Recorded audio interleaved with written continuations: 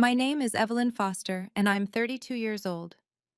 Last month at my cousin's wedding, my father did something that made 200 guests hold their breath, and he had no idea he'd just dug his own professional grave. You see, my father always believed success meant a corner office and a six-figure salary. What he never understood was that sometimes the most powerful people in the room are the ones you'd least expect. Before I share what happened that night, please take a moment to like and subscribe, but only if you genuinely enjoy this story. I love hearing from viewers around the world, so drop a comment with your location and local time. It's amazing how universal these family dynamics can be. Now let me take you back to that elegant ballroom at the Ritz-Carlton, where crystal chandeliers cast shadows on what would become the most revealing night of my father's life. The wedding that changed everything started like any other family gathering, with comparisons, judgments, and my father's disappointment in his younger daughter. But this time, things would end very differently. The Harrison Mitchell wedding was the social event of the season. James Harrison, son of tech mogul CEO William Harrison, was marrying Sarah Mitchell in front of 200 carefully selected guests. The ballroom sparkled with golden accents and white orchids that probably cost more than my monthly salary. And yes, I was a teacher, a fact my father would make painfully clear to everyone that night. I arrived early, wearing my best navy dress, simple but elegant. My sister Victoria swept in wearing designer everything, her husband trailing behind checking his phone. She was the star, after all, the successful one, the lawyer who'd made partner at 33. Evelyn, darling, my mother air-kissed my cheek. You look nice. Victoria, doesn't your sister look nice? Victoria squeezed my hand. You look beautiful, Maddie. My father appeared, already working the room with his networking smile. Robert Foster, Deputy CFO of Harrison Technologies, in his element among the corporate elite. He spotted us and his expression shifted, pride when he looked at Victoria, something else when his eyes landed on me. Girls come, the Weathertons want to say hello. The Weathertons owned a chain of private schools. This should be interesting. Robert, these must be your daughters, Mrs. Weatherton gushed. My father's chest puffed out. Yes, this is Victoria. She just made partner at Brennan and Associates. Corporate law, you know. Very prestigious. How wonderful. Mr. Weatherton shook Victoria's hand enthusiastically. And this is Evelyn. My father's voice dropped a notch. She teaches. The pause that followed felt eternal. Oh. Mrs. Weatherton's smile faltered. That's nice. What grade? High school mathematics, I said. Bless her heart, my father added with a sigh that carried across the conversation circle. Someone has to do it, right? Not everyone can be a Victoria. The Weathertons exchanged uncomfortable glances. I kept my expression neutral, a skill I'd perfected over years of parent-teacher conferences with difficult families. If you'll excuse me, I said quietly. I walked toward the seating chart, finding my name at table 12, near the kitchen doors, practically in a different zip code from the main table where my parents and Victoria would sit. Table 2, close enough to smell the bride's bouquet. Evelyn Foster? I turned to find Mrs. Harrison, the mother of the groom, studying me with interest. Yes, Mrs. Harrison. She smiled, not the pitying smile I'd grown accustomed to, but something else. James has told me so much about you. Before I could respond, the cocktail hour ended and we were ushered to our seats. My father had found his stage. During the salad course, I watched him work table 2, his voice carrying. Victoria's billable hours are insane, the firm's youngest partner in a decade. He glanced toward table 12. Evelyn's over there. She teaches. Public school. It's honest work, I suppose. At least you have one success story, someone said. My father laughed. Can't win them all, right? The words stung, but I'd heard worse. I focused on my salad, counting cherry tomatoes like they were particularly fascinating. You okay? Asked my table companion, an elderly woman named Mrs. Chen. Perfect, I lied. The reception continued, and my father found more opportunities to highlight the contrast between his daughters. During his toast, oh yes, he gave a toast, he managed to work in references to Victoria's Harvard Law degree, her six-figure bonus, and her upcoming wedding to an investment banker. As for Evelyn, he said, finding me in the crowd, well, she's always been our little dreamer. Teaching high school? Bless her heart. Not everyone's cut out for the corporate world. 200 people turned to look at me with varying degrees of pity. That's when I noticed something interesting. James, the groom, wasn't looking at me with pity.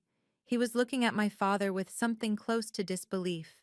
He whispered urgently to his father, who was seated at the head table. William Harrison, CEO of the company where my father worked, slowly turned his gaze from his son to my father, then to me.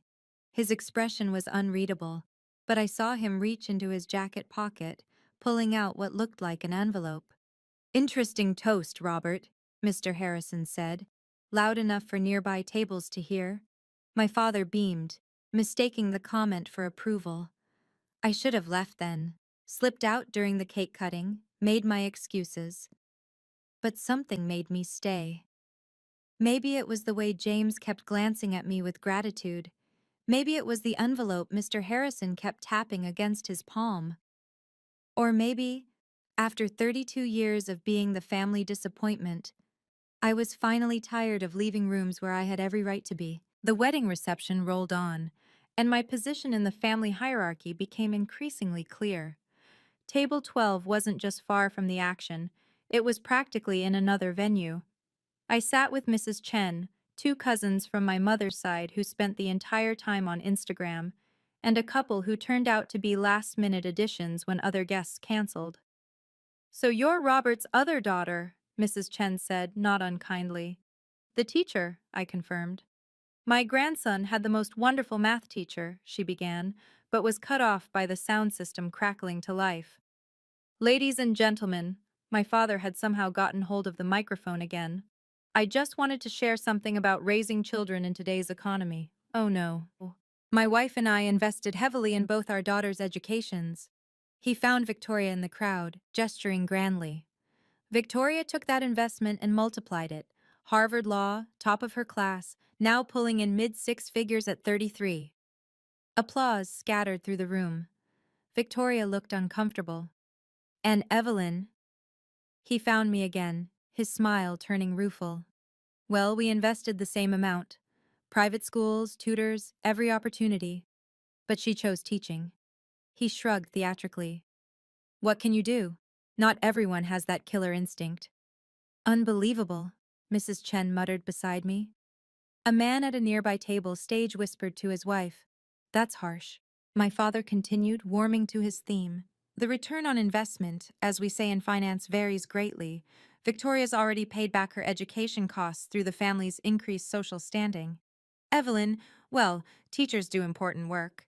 Someone has to, right?" I stood up, needing air. Victoria caught my movement and started to rise, but I shook my head slightly. This wasn't her battle.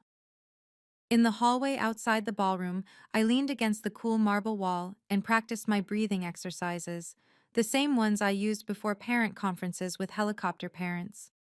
"Miss Foster?" I opened my eyes to find Mrs. Harrison standing there, elegant in champagne silk. "I needed a moment," I said. "I imagine you did." She studied me with those sharp eyes that had built a tech empire alongside her husband. "Your father doesn't know, does he?" "Know what?"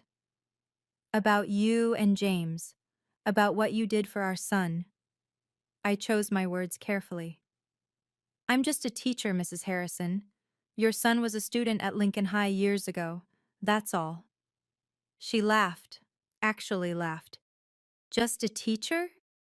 My dear, you have no idea what William is about to do you?" "I don't understand." "James failed 8th grade math. Did you know that? We hired 12 tutors. 12! He fired them all. Then you came along." "Mrs. Harrison, 5 years. You worked with him for 5 years. Unpaid for the first two because you said, and I quote, 'No child should fail because their brain works differently.' You taught him on weekends, evenings, summer breaks. You rewrote entire curriculum just for him. He needed help. That's what teachers do. That's what you do. And tonight, my husband is going to make sure everyone knows it. She returned to the ballroom, leaving me in the hallway with my racing thoughts. I hadn't wanted recognition. That wasn't why I'd helped James. But standing there, hearing my father's voice still echoing from the reception, I wondered if maybe it was time for the truth. When I returned to table 12, the energy in the room had shifted. My father was back at table 2, but now people were whispering, glancing between him and the head table where Mr. Harrison sat, that envelope now placed prominently in front of him. "Where did you go?" Mrs. Chen asked. "Just needed air." "You missed your father's analysis of career choices. Apparently, teachers lack ambition and business acumen." "Sounds about right." James and his new bride were making rounds, thanking guests. When they reached table 12, James broke protocol and hugged me. Not an air kiss or handshake, but a real hug. "Miss Foster," he said, loud enough for surrounding tables to hear. "Thank you for coming. It means everything." Sarah, his bride, whom I'd never met, took my hands. "James talks about you all the time. You changed his life." My father, 3 tables away, was straining to hear. "Congratulations to you both," I said simply. James leaned closer. "Dad's going to speak soon. Please don't leave." They moved on, but the damage was done. The whispers spread like wildfire. "The foster girl knows the groom?" "He hugged her like family." "Changed his life?" My father appeared at my table, his face tight. "Evelyn, what was that about?" "Congratulating the happy couple." "You know James Harrison? Why didn't you tell me?" "You never asked, Dad. You were too busy explaining my failures." He opened his mouth to respond, but the sound system crackled again. This time, it was William Harrison standing at the microphone, that envelope in his hand. Mr. Harrison's presence at the microphone commanded instant attention. The room fell silent except for the soft clink of champagne glasses being set down. My father quickly returned to his seat, straightening his tie. "Before we continue celebrating," Mr. Harrison began, his CEO voice filling the ballroom, "I need to address something I just heard." My stomach tightened. This was it, the moment where I could either let the truth emerge or stay silent forever. But what would silence cost me? I thought about next month's faculty meeting, where my principal would inevitably ask why I didn't leverage my connection to the Harrison family for school funding. I thought about future family gatherings where my father would continue his performance, each time chipping away at my professional dignity. I thought about my students, who deserved a teacher who stood tall, not one who shrank in shadows. The cost of silence was becoming too high. "Robert Foster," Mr. Harrison continued, "just gave us his perspective on investments and returns. As a businessman myself, I appreciate that lens. But I wonder if he's calculated all the variables." My father sat straighter, pleased to be mentioned by his CEO. 5 years ago, I'd made a choice. James Harrison had been on the verge of dropping out. Not because he wasn't brilliant, he was.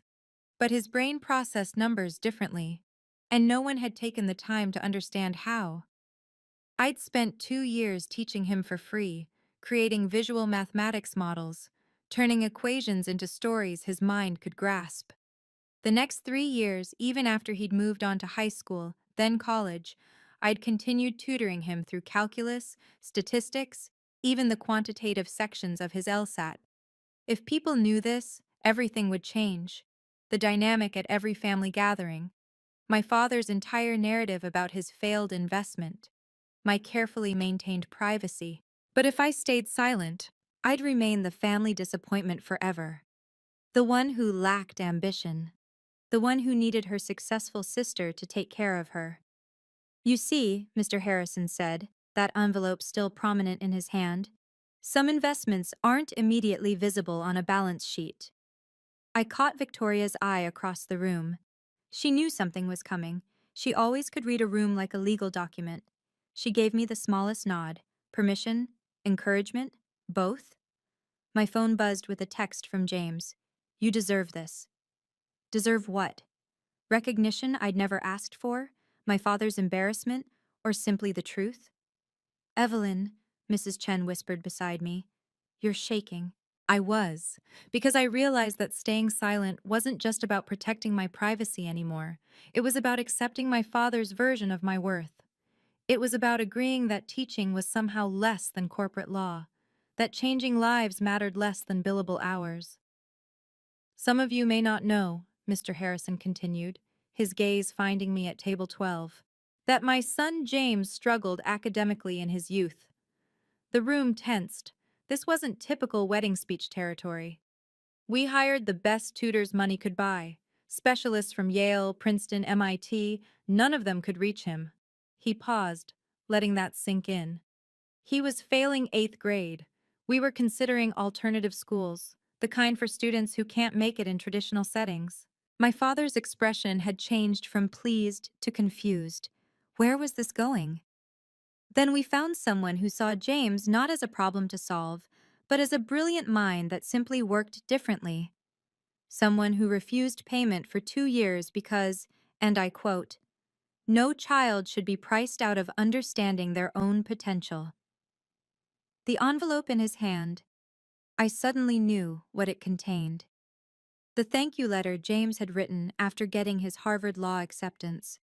The one where he'd detailed every single way I'd changed his trajectory. I'd told him to throw it away, that teachers didn't need thank you letters. He'd promised he had. He'd lied. That person, Mr. Harrison said, now looking directly at my father, is sitting at table 12, banished to the back of the room, despite being the reason we're celebrating a wedding between two lawyers today instead of a very different story. 200 heads turned toward me. The weight of their stares was overwhelming, but not as heavy as the weight of silence I'd been carrying. My father's face had gone pale. He was doing the math now. All those times I'd been just tutoring some kid on weekends. All those evenings I'd missed family dinners for work stuff. All those summers I'd spent teaching summer school, when really I was getting James through advanced placement courses. But Robert thinks teachers lack ambition, Mr. Harrison said, his voice carrying an edge now. That they're failed investments. That they need to be taken care of by their more successful siblings. The room was so quiet, I could hear my own heartbeat. This was my moment. I could stand up, stop this, preserve my father's dignity and my privacy, or I could let the truth finish what it had started. I remained seated, my hands steady on the table. Sometimes the most powerful thing you can do is nothing at all. Have you ever been undervalued for your career choice? I know that sting all too well. Drop a comment and let me know what you do for work. I read every single one. Teachers, social workers, artists, caregivers, all of you who've been told you're just anything. This story is for you. If it's resonating with you, please hit that like button and share it with someone who needs to hear that their work matters. Your support helps these stories reach the people who need them most. Now let's get back to that ballroom where everything was about to change. Mr. Harrison stepped away from the microphone, but the tension in the room crackled like electricity. My father stood abruptly, his chair scraping against the floor. William, I think there's been a misunderstanding, he said, his corporate smile strained. Is there? Mr. Harrison's voice was calm but carried across the silent ballroom. Then let's clear it up. Evelyn does tutoring, yes. A little side work. A little side work? James stood up at the head table. Dad, may I? Mr. Harrison nodded, and James approached the microphone. My heart raced. This wasn't supposed to happen. Not like this. Mr. Foster, James said, addressing my father directly, do you know what your daughter charges for tutoring? I imagine the going rate. 0. For the first 2 years, 0. Gasps rippled through the crowd. She taught me every Saturday for 6 hours, Sundays too, during exam season. That's very generous of her, but I wasn't finished. James's voice was steady, lawyerly. Do you know why I needed a tutor? My father shifted uncomfortably. Learning difficulties? I have dyscalculia. Numbers literally scramble in my brain. The room was riveted. This wasn't typical wedding reception conversation. 12 tutors quit on me, said I was hopeless. James, I said quietly, but my voice carried in the silence. You don't have to. Yes, I do. He looked at me with such gratitude it made my chest tight. Miss Foster rewrote entire math courses, created visual systems, turned numbers into stories. That's what teachers do, my father said weakly. No, that's what exceptional humans do. Victoria stood up at table 2. Dad, stop, please. I'm just saying, teaching is noble work. Noble? Mr. Harrison laughed, but it wasn't pleasant. Robert, do you know where your daughter went to college? State school. We offered to pay for better, but MIT. The word hung in the air like a thunderclap. That's not. Evelyn went to state, my father insisted. For undergraduate, MIT for her master's, mathematics education. Mr. Harrison pulled out his phone. I have her thesis right here, Adaptive Learning Methods for Neurodivergent Mathematics Students, published in 3 journals. I wanted to sink into the floor. This was too much, too public, too everything. Why didn't you tell me? My father's voice cracked, looking at me. Would it have mattered? The words escaped before I could stop them. Of course it would have. Of course it. Really? Because Victoria went to Harvard and I still got table 12. Someone at table 8 whispered, Oh, snap. That's different. Victoria's a lawyer. Making 300,000 a year, my father added, desperately trying to regain ground. Evelyn, Mr. Harrison said, looking at me directly, may I? I knew what he was asking. The envelope, the truth about everything. I thought about my students, about every time I'd told them to stand up for their worth. Slowly, I nodded. Ladies and gentlemen, Mr. Harrison announced, what I'm about to share is something Evelyn never wanted public. She's refused recognition for years, but after tonight's education on relative worth, I think it's time. He opened the envelope. This is a letter from my son, written 5 years ago. He began to read. Mom and Dad, I got into Harvard Law. The admission committee specifically mentioned my unique approach to quantitative analysis. That's Miss Foster's method. She didn't just teach me math, she taught me how to think. Tears were streaming down James's face now. Sarah held his hand. There's more, Mr. Harrison continued. Miss Foster spent over 3,000 hours with me, free for the first 2 years. When we insisted on paying, she asked for just $20 an hour. A master's from MIT, and she charged less than a high school student. When I asked why, she said education shouldn't be about money. 3,000 hours? Someone calculated aloud. That's years of work. But wait, my father interjected, desperate. If she's so exceptional, why is she at a public school? Because that's where I'm needed most. I stood up, finally. My voice was steady. Not everyone can afford private tutors, Dad. But the money isn't everything. Evelyn, Mr. Harrison said, tell them about your other students. No, I shook my head. This isn't about 3 other executives' children, all learning differences, all now in top universities. He looked around the room. She's the secret weapon parents whisper about, the teacher who can reach anyone. Then why didn't I know?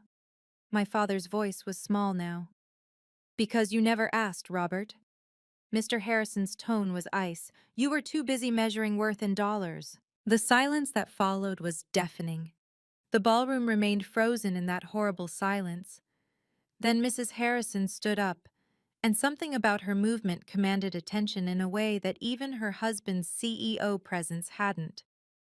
Robert, she said, her voice carrying the authority of someone who'd built an empire, there's something else you should know. My father looked like he wanted to disappear. I think we've heard enough. No, I don't think we have. She walked toward the microphone with deliberate grace. You see, when James told us he was getting married, he had one non-negotiable requirement for the wedding. James squeezed Sarah's hand, and I saw him mouth, "Mom, please." His favorite teacher had to be there, not just invited, actually there. He checked with the venue 3 times to make sure Miss Foster RSVP'd. That's touching, but, my father started. I'm not finished.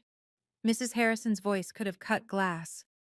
Do you know why my son, on his wedding day, cared more about his former teacher's attendance than his own extended family?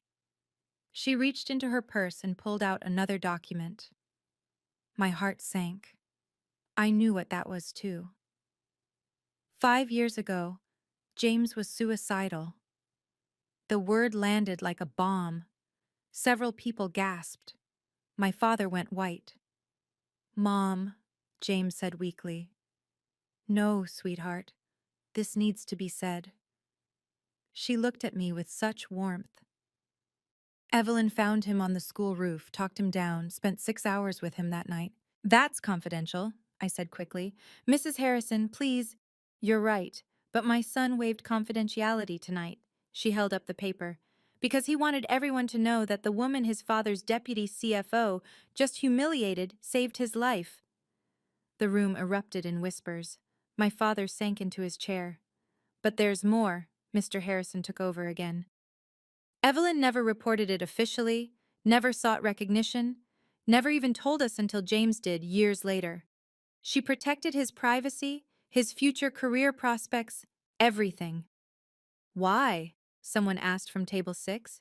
Everyone looked at me. I stayed silent. Because that's what great teachers do, Victoria said, standing again. They save lives quietly, without press releases or bonuses or corner offices. Evelyn, my mother spoke for the first time all evening. Is this true? I looked at James, who nodded permission. He's here today. That's all that matters. But the hours, the free tutoring, MIT, my father seemed to be processing everything at once. Why didn't you tell us? Would you have listened? I asked. Or would you have found a way to make it less than Victoria's achievements? That's not fair, isn't it? You introduced me tonight as just a teacher. With a sigh. Bless her heart, you said. I didn't mean, yes, you did. My voice stayed calm, professional, the voice I used with difficult parents. You've meant at every family gathering for 10 years. Mr. Harrison cleared his throat. There's one more thing, Robert, the matter of compensation. Compensation? My father looked confused. For Evelyn's services, 3,000 hours of specialized tutoring. The going rate for an MIT graduate with her expertise is $300 per hour. Someone at table 4 did the math out loud. That's $900,000. Which Evelyn refused. She took $60,000 over 5 years, less than minimum wage for her qualifications. But, Mrs. Harrison added, we don't leave debts unpaid. Evelyn, would you please stand? I stayed seated. This isn't necessary. Stand up, Miss Foster. James's voice was firm. Please. Slowly I stood. The room's attention felt like a physical weight. Mr. Harrison pulled out a check. This is for $500,000. A consultation fee for the educational framework you developed. We're implementing it company-wide for employees' children with learning differences. I can't accept that. It's not charity, it's business. Your methodology has already helped 4 other executive families. The ROI is immeasurable. Evelyn, my father's voice was strangled. You're worth $500,000? No, Dad. I'm worth exactly what I've always been worth. You just never bothered to calculate it correctly. The room was silent again, but this silence felt different, charged, waiting. There's a contract too, Mr. Harrison continued, for ongoing consultation, another 100,000 annually, if you'll accept it. I looked at James, his tear-stained face beaming with pride. At Sarah, who I'd never met, but who looked at me with such gratitude. At the room full of people who'd pitied me an hour ago. Then I looked at my father. He seemed smaller somehow, shrunk by the weight of his own miscalculations. I need to think about it, I said finally. Of course. Mr. Harrison smiled. But Evelyn, the check isn't optional. It's already been processed through our foundation. Tax deductible. Legal. Irreversible. Someone started clapping, then another. Soon the entire ballroom was applauding, except for one table. Table 2, where my father sat in stunned silence. The applause died down, but my father wasn't finished. He stood up, his face flushed with a combination of embarrassment and anger. "This is ridiculous," he said loudly. "Evelyn, you're making me look like a fool." "No, Robert," Mr. Harrison's voice was steel. "You did that yourself." "She's my daughter. I have a right to—" "To what? Humiliate her? Diminish her achievements?" I was being realistic. Teaching doesn't pay. Enough! The voice that cut through was mine. I'd used it maybe 3 times in my entire teaching career, the voice that could silence a cafeteria full of teenagers. "Dad, sit down." He stared at me, shocked. "I said sit down." He sat. "For 32 years I've let you narrate my story. Poor Evelyn, not smart enough for law school. Poor Evelyn, settling for teaching. Poor Evelyn, needing her sister to take care of her." I walked toward the center of the room, my heels clicking on the marble. "Do you know what I did last week?" Silence. "I taught a girl with severe dyslexia how to read her first complete novel. She cried. Her mother cried. I cried." I turned to face the room. "The week before, I helped a boy everyone called stupid get into engineering school." "That's very nice, but—" "I'm not finished." I faced my father directly. "You want to talk ROI? Fine, let's talk numbers. In 10 years, I've taught over 2,000 students. Statistically, I've taught future doctors, lawyers, engineers, artists, parents, leaders. What's the value of that?" "It's not the same as— As what? As Victoria's billable hours?" I laughed, but it wasn't bitter, just tired. "Do you know what Victoria told me last week?" My sister stood up. "Evelyn, you don't have to—" "She said she defends corporations from lawsuits, makes them richer, and she's brilliant at it." I smiled at my sister with genuine love. "But I teach humans how to think. Which one changes the world?" "Both," Victoria said firmly. "Both matter." "Exactly, both, not one more than the other." My father tried again. "I never said teaching didn't matter. Table 12, Dad. You put me at table 12. The seating was random." "Stop lying!" The words exploded out. "You requested the seating personally. The venue coordinator confirmed it." Gasps rippled through the crowd. "You wanted me far enough away that you wouldn't have to explain me to your colleagues. The teacher, daughter. The disappointment." "Evelyn, please." "No! We're doing this. Here. Now. In front of everyone. Just like you wanted." I pulled out my phone. "Should I read the text you sent Mom?" "Keep Evelyn away from the Harrison table. Don't want to explain her job." My mother's face crumbled. "Robert, you didn't." "It was taken out of context." The context was crystal clear. I put my phone away. "But here's what you didn't know. Mr. Harrison requested I sit at his table. I declined. Said families should sit together." Mr. Harrison nodded. "She insisted on table 12. Said she didn't want to cause drama." "But you caused it anyway, Dad. With your toast, your comments, your constant, relentless disappointment." "I'm proud of you." "No, you're proud of Victoria. You're embarrassed by me." "That's not true." "Then why didn't you know about MIT, about James, about any of it?" "You never told me." "I tried. Graduation day, 2018. You asked if I was finally going to get a real job." He fell silent. "Christmas 2019. I mentioned tutoring a struggling student. You said, 'At least Victoria's thriving.' I didn't mean—" "Easter 2020. Mom asked about my work. You changed the subject to Victoria's engagement." "Stop." His voice was broken now. "Please stop." "Why?" Because it's uncomfortable? Because you're embarrassed? I walked closer to him. This is how I've felt every family gathering for a decade. Evelyn, my mother stood up. That's enough. Is it? Because I have 10 years of enough. 10 years of being less than. 10 years of apologies for my career. 10 years of bless her heart.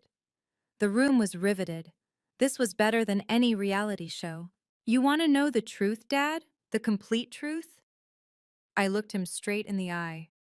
I make 80,000 a year from school, another 60 from private tutoring, plus the consultation work I never told you about. I own my condo outright. I have no debt. I take 2 vacations a year. I love my life. Then why didn't you say? Because it shouldn't matter. My worth shouldn't be measured in dollars. But that's all you see. That's not… James, I called out. What did your father offer me last year? James looked at his father, who nodded. A position at Harrison Technologies, Director of Learning Development, 300,000 to start. The room inhaled collectively. And, I prompted, you turned it down. Why? Because you said your students needed you more than executives needed another director. I turned back to my father. Still think I lack ambition? Wow, if you're still watching, your heart is probably racing like mine was that night. I know what it's like to have your worth questioned by the people who should support you most. If you've ever been there, leave a heart in the comments. Let's show each other we're not alone. And please, if this story is resonating with you, hit that subscribe button. We need more stories about standing up for our worth, whatever our profession. Share this with someone who needs to hear that their job matters. Now, let's see what happened when the truth finally came out. Mr. Harrison returned to the microphone, the envelope still in his hand, but now he pulled out something else. A thick, legal document. Ladies and gentlemen, forgive the interruption to my son's wedding, but sometimes truth needs witnesses. He looked directly at my father. Robert, you've worked for me for 15 years. You're good with numbers. So let me share some numbers with you. My father stood frozen, his face pale. Evelyn Foster has directly impacted 4 executive families in this room. He pointed to different tables. The Chens, the Weathertons, the Morettis, and us. Mrs. Chen from my table stood up. My grandson, Kevin. He's at Stanford now. Engineering. Evelyn taught him for 3 years. Mr. Weatherton stood next. Our daughter Emma. She has severe ADHD. Evelyn created an entire learning system for her. She's pre-med at Johns Hopkins. The Morettis stood. Our son Marco, autistic. Every tutor said college was impossible. He graduated MIT last year. Because of her. But here's the real kicker, Robert, Mr. Harrison continued. Do you know what Evelyn charged these families? Silence. Between $20 and $40 an hour, for expertise worth 10 times that, because she scales her pricing based on need, not market value. That's bad business, my father said weakly. Is it? Let's do the math you love so much. Mr. Harrison pulled out his phone. 4 families, average executive compensation, $2 million. Their children were failing. Without intervention, no college, no careers, generational wealth lost. Evelyn's intervention? Maybe 50,000 total across all families. The return? Priceless. You can't quantify. I can and I will. Kevin Chen just patented 3 innovations. Emma Weatherton is heading to medical school. Marco Moretti works for NASA. And James is about to make partner at 28, youngest in his firm's history. James stood up again. And I need to say something else. Miss Foster didn't just save my academic career. She saved my life, literally. James, you don't have to, I started. I do, because Mr. Foster needs to understand what he's been dismissing. He looked at my father. Your daughter found me on the school roof. I was 17. I'd failed another test. My parents had spent hundreds of thousands on tutors. I thought I was broken. The room was completely still. She didn't call security, didn't make a scene. She sat with me for 6 hours, She told me about famous people with learning differences: Einstein, Richard Branson. She said my brain wasn't broken, just different, like having a Mac in a PC world. Tears were flowing freely down many faces now. She met me the next day, and the next, every day for 2 weeks, just talking. Then she started teaching me her way: visual mathematics, story problems, color coding. My brain understood for the first time. But she's not a special education teacher, my father protested weakly. No, she's better. She's someone who sees potential where others see problems. James looked at me. Miss Foster, may I? I nodded, though I wasn't sure what he was asking. He pulled out his own envelope. This is my Harvard Law acceptance letter. But more importantly, this is the recommendation letter that got me in. From Evelyn? Someone asked. No, from the dean of MIT's mathematics department, about Evelyn's teaching methodology. He called her a revolutionary educator whose techniques should be standard practice. Mr. Harrison took over again. Which brings me to this document. Evelyn, I know you said you need to think about it, but I want everyone to see what we're offering. He held up the contract. Harrison Technologies is creating the Foster Method Learning Institute. $5 million in initial funding. Evelyn as founding director. Her techniques will be taught to educators nationwide. The room exploded in gasps and exclamations. 5 million? My father's voice cracked. To start, we project it'll help thousands of students with learning differences. Mr. Harrison looked at me. Evelyn, you've been hiding your light under a bushel. That ends tonight. I don't want, I began. Fame? Glory? I know. But what about impact? What about the thousands of students who need what you can teach their teachers? I stood there, feeling the weight of every eye in the room. This wasn't what I'd wanted. I just wanted to teach, to help, to make a difference one student at a time. Evelyn, Mrs. Harrison said gently, you saved our son. Let us help you save others. The check, Mr. Harrison held it up. 500,000, already cleared, and the Institute will do it with or without you. But it would be better with you. My father finally found his voice. Evelyn, I didn't know any of it. Because you didn't want to know, Dad. Teaching was never enough for you. I was wrong. 3 words. 3 words I'd never thought I'd hear. I was so wrong, he continued, his voice breaking. You're not the disappointing daughter. I'm the disappointing father. The room held its breath, waiting for my response. I stood in the center of that glittering ballroom, $500,000 check being held out to me, my father's apology hanging in the air, and 200 people waiting to see what Evelyn Foster, just a teacher, would do. I walked to Mr. Harrison and took the check. The room seemed to exhale collectively. Thank you, I said simply. This will help a lot of students. What about the Institute? He pressed. I looked around the room, at the executives who'd hidden their children's struggles, at my sister who'd always supported me, at my parents who'd never understood me, at James whose life had intersected with mine in ways that changed us both. I'll consult, I said finally, but I won't leave my school.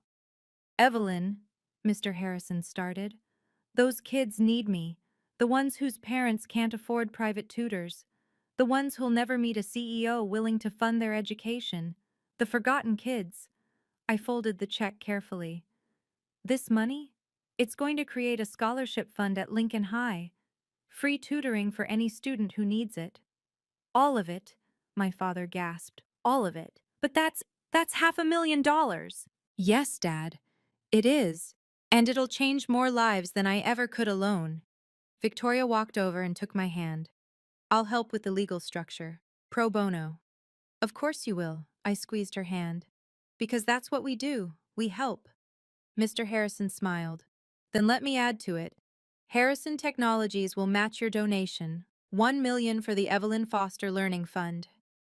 The room erupted in applause. But I wasn't done. Dad, I said, turning to my father. I accept your apology, but I need you to understand something. This doesn't change who I am. Tomorrow, I'll still be a teacher. I'll still make 80,000 a year. I'll still drive my Honda Civic. And that has to be enough for you. Evelyn, it has to be enough, or we can't have a relationship. I won't spend another decade defending my choices. He nodded, tears streaming down his face. It's enough. You're enough. You've always been enough. I was just too blind to see it. And Mom, I turned to my mother.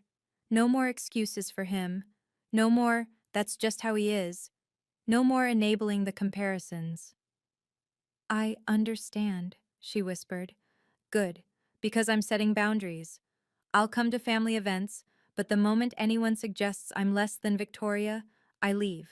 No arguments, no explanations, I just leave. That seems harsh, someone from my extended family started.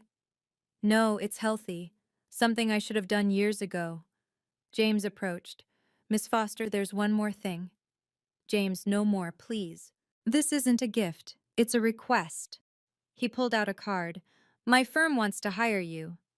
I'm not a lawyer. As a consultant, we have 3 associates with learning disabilities. They're brilliant but struggling. 1 hour a week. Video calls are fine. The rate is $500 an hour. That's ridiculous.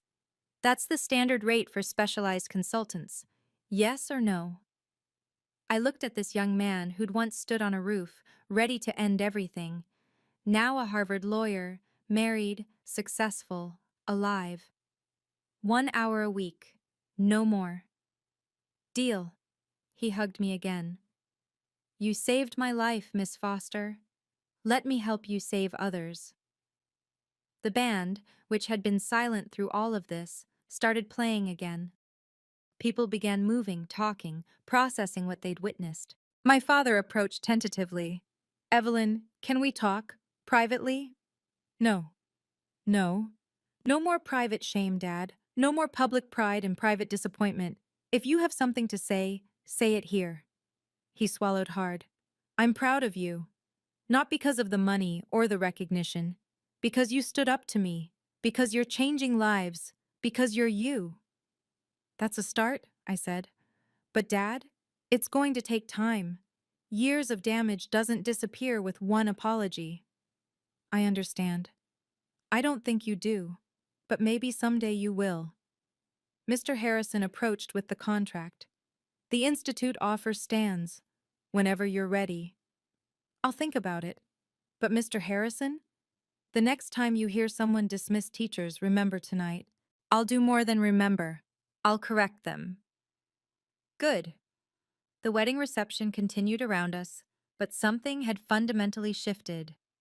The executives who'd pitied me an hour ago now approached with business cards, asking about tutoring for their children. The relatives who'd whispered about poor Evelyn now wanted to know about my methods, but I wasn't interested in their sudden approval. I'd learned something valuable that night. My worth had never depended on their recognition. It had always been there, in every student I'd helped, every life I'd touched, every mind I'd opened. Evelyn, Victoria said, appearing at my elbow. You okay? I'm perfect, I said, and meant it. The next 3 months changed everything, and nothing.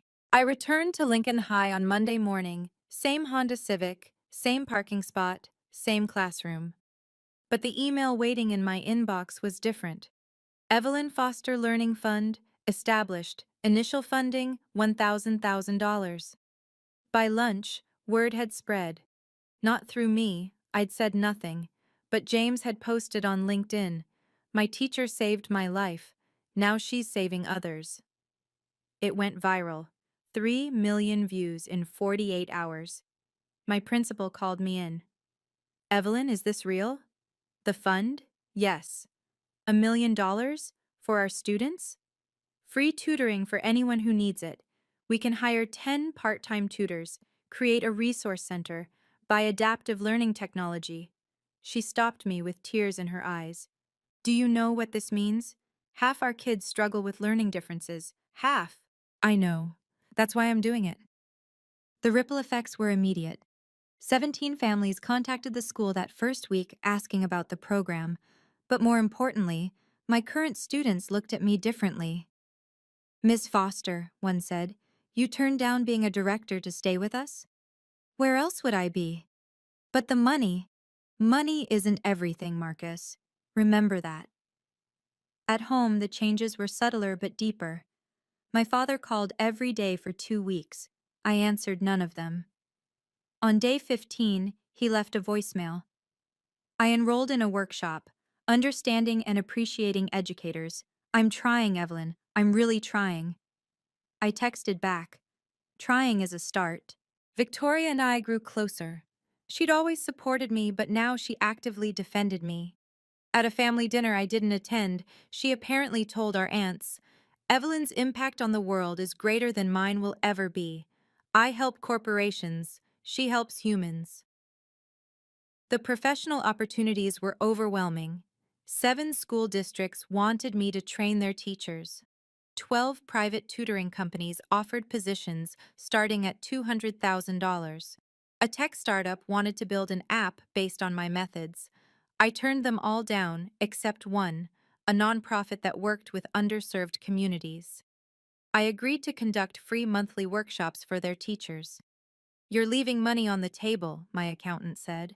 I'm leaving money where it doesn't matter to take purpose where it does. 3 months after the wedding, my father showed up at Lincoln High. Security called me. There's a Robert Foster here. Says he's your father? Send him to room 203. He entered my classroom tentatively, like a student late for class. He looked older, humbler. Your principal gave me a tour, he said. The learning center you're building, it's impressive. It's necessary. I met 3 of your students in the hall. They spoke about you like you're a hero. I'm their teacher. Same thing, apparently. He pulled out an envelope. I wanted to give you this. Dad, I don't want... It's not money. Just read it. I opened it after he left. It was a letter to his company newsletter. My daughter is a teacher. She makes $80,000 a year and she's the most successful person I know. Success isn't measured in dollars but in lives changed. Evelyn has changed thousands. I've changed spreadsheets. She wins. He'd signed it Robert Foster, proud father of a teacher. I called him that night. Dad? Evelyn? His voice was hopeful. Sunday dinner. I'll be there. Really? Really. But Dad, the first comparison to Victoria, I leave. There won't be any. You're incomparable. Both of you. In different ways. The Evelyn Foster Learning Fund officially launched 6 months after the wedding. The first student we helped was a girl with dyslexia who'd been told she'd never read above a 3rd grade level. 6 months later, she read her first young adult novel. Her mother sent me a video of her crying, holding the book. I finished it. Miss Foster's tutors helped me finish it. That video was worth more than any check. James made partner at 28, as predicted. His first act was establishing a pro bono program for students with learning disabilities facing school disciplinary actions. He named it the Foster Initiative. Mr. Harrison's institute moved forward without me as director, but with my methods at its core. They've trained 300 teachers so far. Each one reaches approximately 100 students per year. The math, 30,000 students impacted annually, would make my father proud. Speaking of my father, he kept his word. No more comparisons, no more disappointments. At last month's family gathering, someone asked what I did for a living. She teaches, my father said, his voice full of genuine pride. She shapes futures, she saves lives, she changes the world, one student at a time. That must be rewarding, they responded. For her and for everyone lucky enough to know her. Victoria caught my eye across the room and smiled. We'd both won in our own ways. But the real victory was smaller, quieter. It was Marcus, my struggling sophomore, finally understanding quadratic equations. It was Emma, who'd been told she was too slow, getting into her dream college. It was every student who walked into my classroom believing they couldn't and walked out knowing they could. That's the thing about teaching. The ROI can't be calculated in dollars. It compounds over generations. 6 months after that wedding changed everything, I stood in my classroom at 3 p.m., the same time I'd stood there every day for 10 years. But now, the walls were covered with thank you letters from students, photos from the Learning Center, and a framed copy of that LinkedIn post that started it all. A knock at my door interrupted my grading. It was my father, holding 2 cups of coffee. "Thought you might need caffeine," he said. "Teachers work late, right?" "We do." I accepted the coffee. "Thanks, Dad." He sat in a student desk, his knees comically high. "I've been thinking about what you said, about boundaries. And? You were right. I spent so many years measuring worth wrong. I measured in dollars when I should have measured in difference. That's a start. Evelyn, I need to tell you something. I've been seeing a therapist." I nearly dropped my coffee. "You? Therapy?" "Your mother insisted after the wedding, said I needed to understand why I couldn't see your value. And? Turns out, my father did the same to me. I was an accountant. He wanted a doctor. Never good enough." He looked at me with wet eyes. I repeated the cycle. "I'm sorry. I know you are. But knowing and healing are different things, aren't they?" "They are." We sat in comfortable silence for a moment. Then he said, "Your learning center helped 43 students this semester. 47. 47 kids who might have failed without you. Without the center. It's not just me anymore. But it started with you. One teacher who refused to give up on a kid everyone else had written off. That's the job, Dad." "No, Evelyn. That's a calling." 3 years have passed since that wedding. The Evelyn Foster Learning Fund has helped over 300 students. 12 have gone to Ivy League schools, 23 to state universities, 15 to trade schools, all to futures they couldn't have imagined without help. My salary is still $80,000 from Lincoln High. I take $30,000 annually from the consulting work, just enough to cover the mortgage I'd already been paying. The rest goes back to the fund. You could be rich, people tell me. I am rich, I respond, just not in the way you measure.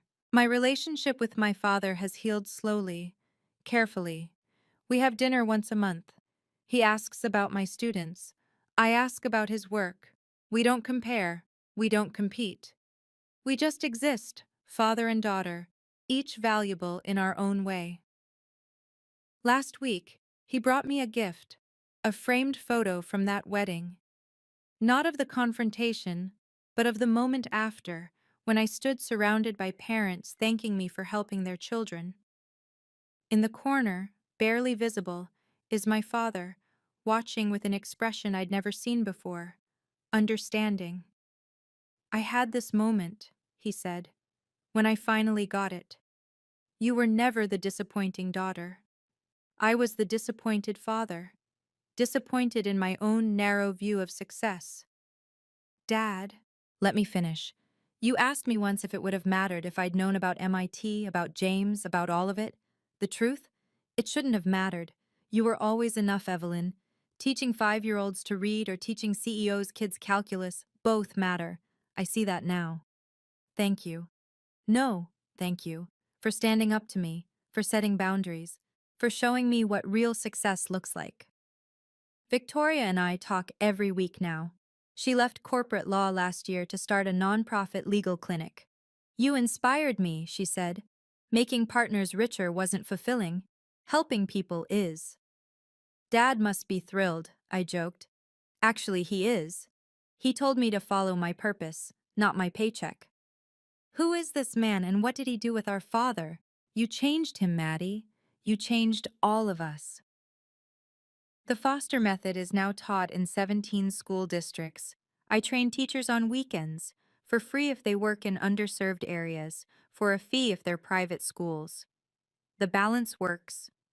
James sends me updates on every case where he helps a student with learning differences. His latest, a boy with ADHD who was being expelled for behavioral issues that were actually symptoms. James got him an IEP instead. The boy is thriving now. You taught me that different doesn't mean less than, James wrote. Now I teach others. That's the real ROI of teaching. It multiplies exponentially. Every student you reach reaches others. The impact ripples outward, immeasurable but undeniable. My boundaries remain firm but fair. I don't tolerate disrespect for my profession, but I welcome genuine curiosity about it. I've learned that my worth isn't determined by others' opinions, but by my own knowledge of the difference I make. To those who say, just a teacher, I say, yes, I am.